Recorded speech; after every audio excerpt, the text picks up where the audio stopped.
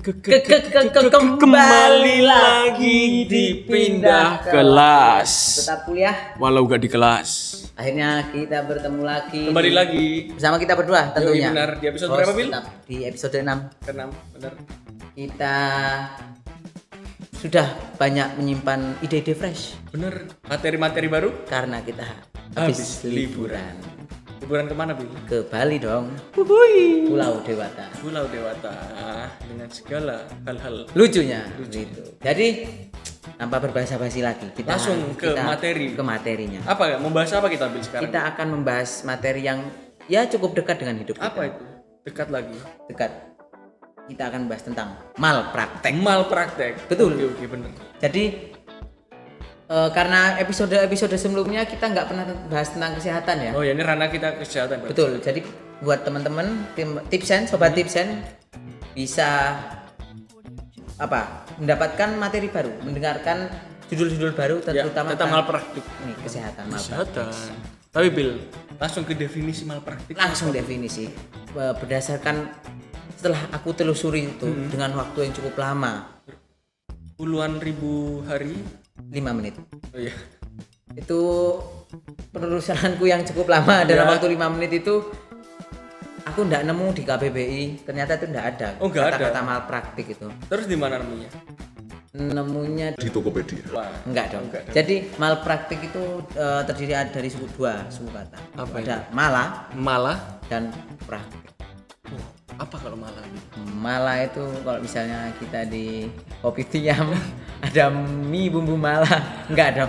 Jadi malah itu artinya itu adalah celaka. Oh, malapetaka itu celaka. Malapetaka. Dan praktik adalah pelaksanaan pekerjaan. Berarti pelaksanaan pekerjaan yang mengakibatkan kecelakaan. Ya, itu sering sih kalau ranah kesehatan malpraktik. Betul. Jadi untuk itu kita akan bahas dari definisinya secara undang-undang. Dari undang-undang dulu dong. Apa? Betul. Pada peraturan perundang-undangan di Indonesia yang sekarang itu enggak berlaku, yang sekarang berlaku ya.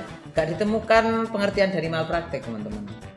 Jadi akan tetapi maknanya itu pengertian malpraktek itu ada didapati dalam pasal 11 ayat 1 huruf B Undang-Undang Nomor 6 tahun 1963 tentang tenaga kesehatan. 1963. Betul. Itu udah cukup lama. Dan telah dinyatakan dihapus oleh Undang-Undang Nomor 23 ada pembaruan tahun 1992 tentang tenaga kesehatan. Oh, jadi tenaga kesehatan.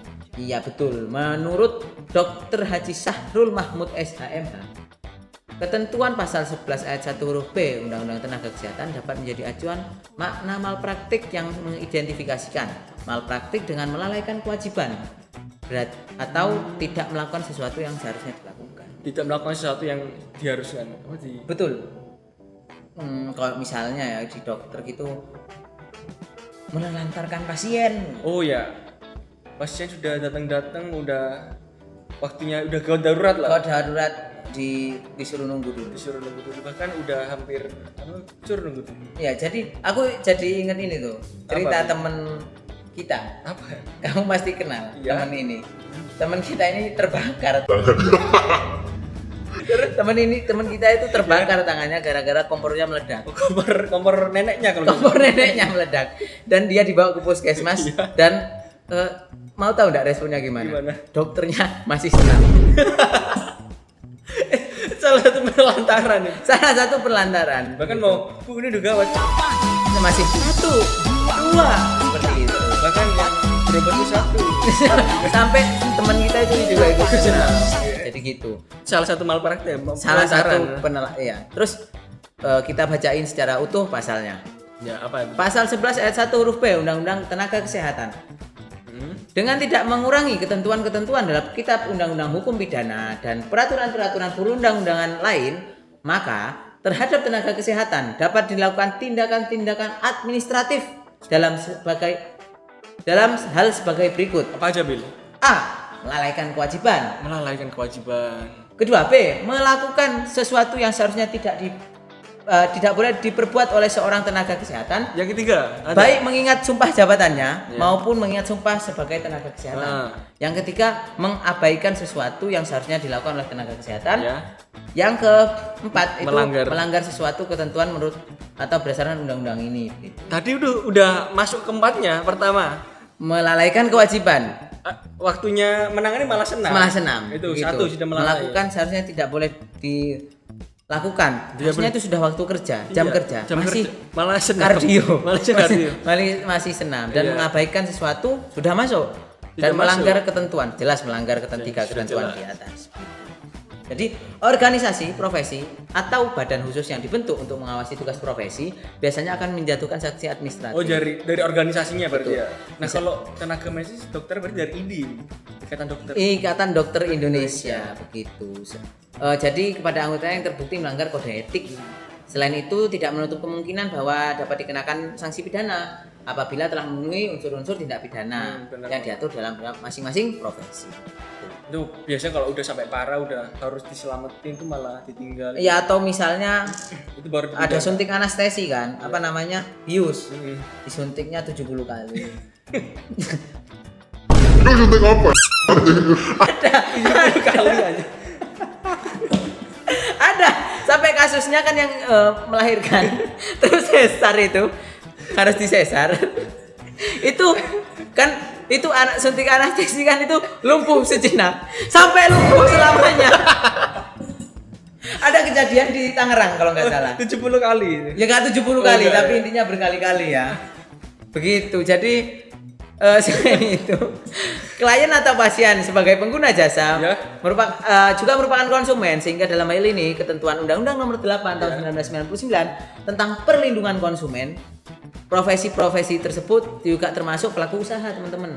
Enggak harus dari kesehatan lah. Betul. Jadi pelaku usaha dalam pasal 19 ayat 1 tuh pelaku usaha bertanggung jawab mengganti rugi atas kerusakan, pencemaran dan kerugian konsumen akibat mengkonsumsi barang atau jasa yang dihasilkan di perdagangan. Jadi intinya kerugian yang didapat dari pengonsumsi itu ya, Bil ya. Iya, misalnya kayak kemarin itu yang obat batuk ternyata mengakibatkan gagal ginjal. Kalau misalnya mungkin ada yang lain, misalnya obat tradisional.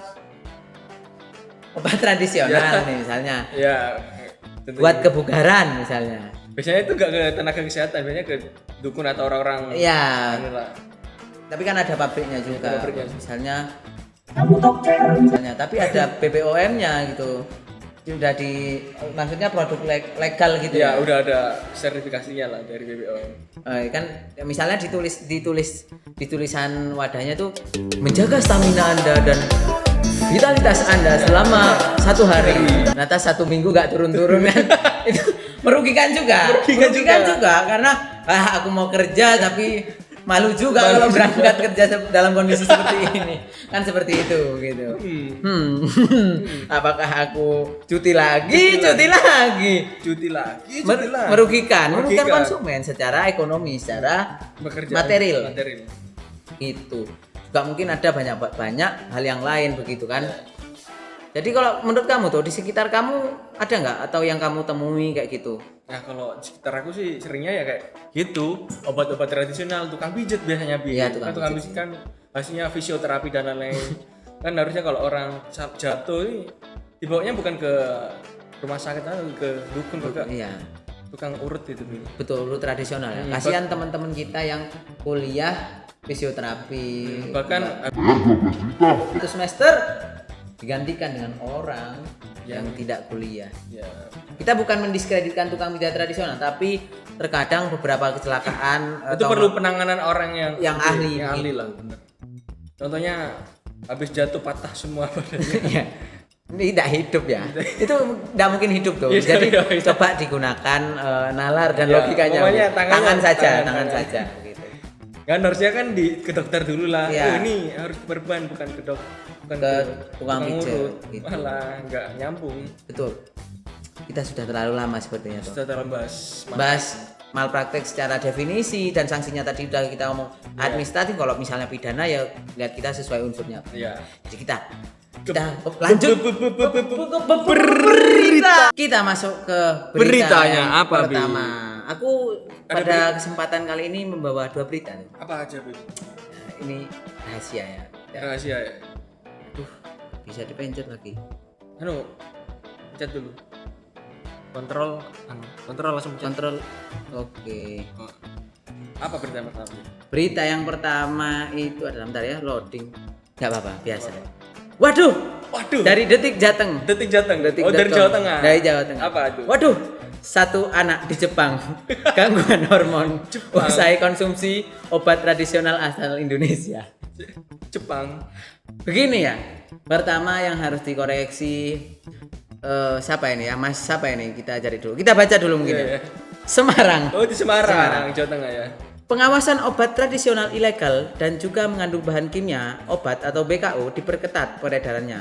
Hal ini karena sudah ada warga negara lain yang jadi korban dari kandungan kimia obat tradisional asal Indonesia. Yeah. Hal itu disebutkan oleh PIT Deputi Bidang Pengawasan Obat Tradisional, Suplemen Kesehatan dan Kosmetik BPOM, Reri Indriani dalam rapat koordinasi pengawasan dan penindakan obat tradisional di Hotel Tentrem Semarang. Ia menjelaskan kasus di negara lain yaitu di Jepang. Sekitar 10 hari yang lalu ada laporan dari otoritas negara Jepang mengatakan ada temuan jamu black tea, yang ditemukan dikonsumsi oleh anak usia 13 tahun. Oh, masih anak-anak. Kemudian mengalami gangguan hormon. Kajian ini bermula dari laporan tenaga kesehatan setempat terhadap pasien anak berusia 13 tahun yang mengalami gangguan hormon usai mengonsumsi obat yang dan positif mengandung dexamethasone begitu. Ya, aku nggak tahu ya ini apa. Apa zatnya itu? Tapi sebelumnya begini ya Mas. Mas Nobita. Katakan Nobita. Kata Mas Nobita. Dek Nobita ini apakah di Jepang tidak ada obat-obat lain gitu? Nah. Jepang itu sentranya maksudnya negara maju. Iya, gitu. negara maju, bahkan di obat harusnya lebih maju daripada di Iya, sini. ngapain harus jauh-jauh ke Semarang nyari obat tradisional? Yakin kita nih mau nyari obat apa dari cowok gitu. Masalahnya nyarinya oke lah nyari obat yang modern lah. Ini obat masih tradisional. Tradisional. Nah, kita nggak tahu juga ya, Iya. maksudnya Nah, ini ada. harus jamu black tea juga. Iya, begitu, coba kan? itu ada fotonya enggak salah itu. Coba lihat. Ke atas. Foto. Nah, ini kayak ini Mungkin dari ada salah satu dari obat ini. ini dari kemasannya udah Kemasannya sudah tidak meyakinkan begitu ya. black tea. Kita baca ke halaman selanjutnya. Selanjutnya, Bil. Ini apa? Truk terguling Tapi hingga enggak, dia itu dapat info dari mana iya, gitu loh. makanya black tea ini dari ibunya kan nggak mungkin juga. Betul sih. Jadi gimana caranya si anak usia 13 tahun ini menemukan obat? Black tea di Atau Jawa Tengah. mungkin pembantunya orang Indonesia. Oh iya, mungkin Mungkin pembantunya orang Indonesia. TKI. Oh, itu saya ada dikenal di Jawa Tengah ada obat black tea. oisi. Cuma orang Jepangnya juga bisa oisi gangguan hormon. Hormon. Kan gitu. Jangan maksudnya ya jadi seperti itu ya, mungkin harus dilakukan ini pengawasan yang mendalam tentang obat tradisional begitu, Nah, karena ini juga jelas ini oknum pelaku usaha memanfaatkan ketidakpahaman masyarakat dengan menambahkan BKO. Nah, masyarakat asing malah kan yang nggak tahu nih. iya kasihan juga kan. Nobita tadi malah nggak. Nobita tadi malah jadi gangguan hormon begitu. Lalu tuh kita akan lanjut ke berita selanjutnya. Oh, ada lagi, Bu. Ada selanjutnya. Ini mana? Kontrol. Nah, apa bilang berat? Sebentar. Dari merdeka.com. Merdeka.com. Sakit jantung. Pasien rumah sakit Abdul Manaf malah kakinya diamputasi. Ya kok? Diduga Oh, sakit jantung. tapi kakinya yang diamputasi begitu. Ini kisah nyata.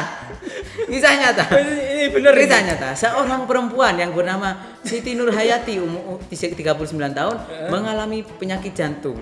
Namun naas, malah kaki diamputasi oleh diduga pihak rumah sakit Abdul Manaf malpraktek. Ini rumah sakit Abdul Manaf ini kurang ajar ini. Kok bisanya coba? Kurang ya kita mungkin harus baca Iya. berita ini lebih mendalam begitu. Siti, ya, ini Ada fotonya dia megang kakinya itu. ini ini pengenalan dia ini. Menurut dia pada tanggal 27 Juni tahun 2023 tahun lalu dirinya merasakan sakit di dada dan badan terasa lemas sehingga dibawa ke rumah sakit Abdul Manaf ini. Terus astagfirullah. Bentar.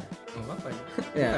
Pada saat saya datang ke rumah sakit Abdul Manaf, ujar ibunya nih ya, saya langsung menyampaikan keluhan. Kemudian disuntik langsung dengan antibiotik di paha.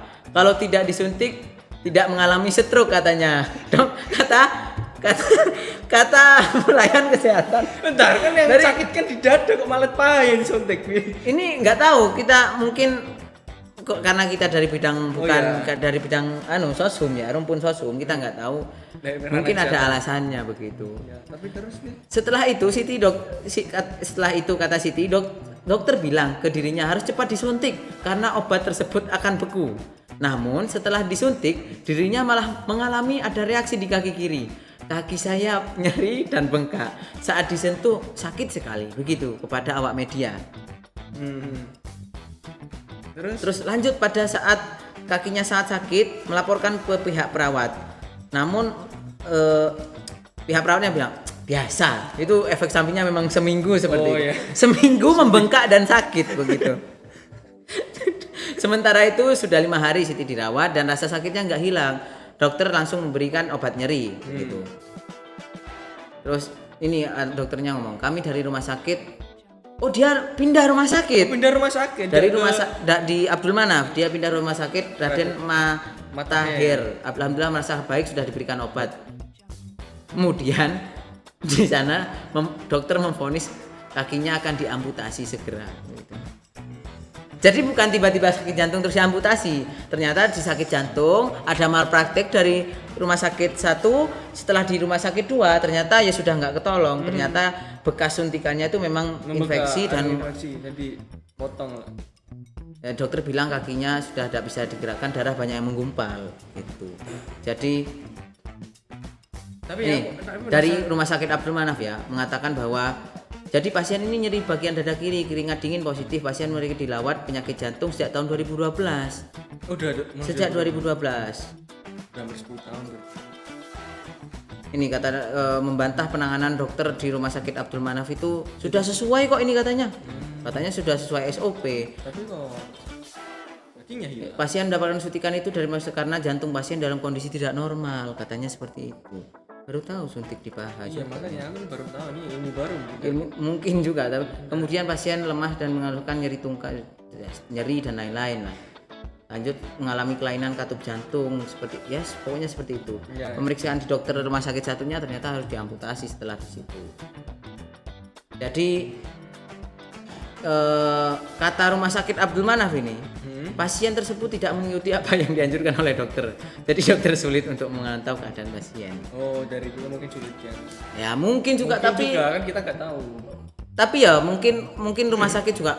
Ibu ini susah dikasih tahu, disuruh jangan nonton seperti ini. Akan aku buat buntung kakinya. Kan nggak gitu juga. Gitu dong. Itu terlalu kejam sebenarnya. Tapi ini aku penasaran ini. Tapi nyeri di dadanya hilang nggak itu? Kurang tahu juga sih. Tapi apa udah diamputasi tapi masih nyeri dada kan? Udah buntung juga tapi masih nyeri juga kan ya. Kasihan juga ya. Malpraktek ini ya. Ini untuk rumah sakit Abdul Manaf nih harus hati-hati koreksi lagi ya. Maksudnya di evaluasi bagaimana penanganannya begitu. Biar tidak ada korban-korban mungkin. Betul, korban-korban berikutnya. Jadi kita teman-teman itu harus sadar bahwa kalau emang sakit ya di rumah sakit langsung aja gitu kan. Terus kalau mau nyoba tradisional ya yang setidaknya sudah bersertifikat atau yang sudah terpercaya. Kalau misalnya kan kebanyakan orang-orang kita tuh ya ke tradisional, patah tulang, pijatnya ke Maherot. Enggak juga. Tangannya tetap patah tapi ya gitu ya. Itulah. Mungkin cukup sekian dari kita itu. Iya, benar Bil. Udah terlalu lama kita. Saya Nabil pamit. Saya Tito pulang. Jangan lupa stay tune IG-nya CLSA untuk info-info lebih lanjut dan di YouTube-nya juga jangan lupa. Ya. Kita pamit. Ya, kita pamit. Jumpa lagi di Pindah Kelas. 2 minggu lagi. Tetap kuliah walau gak di kelas.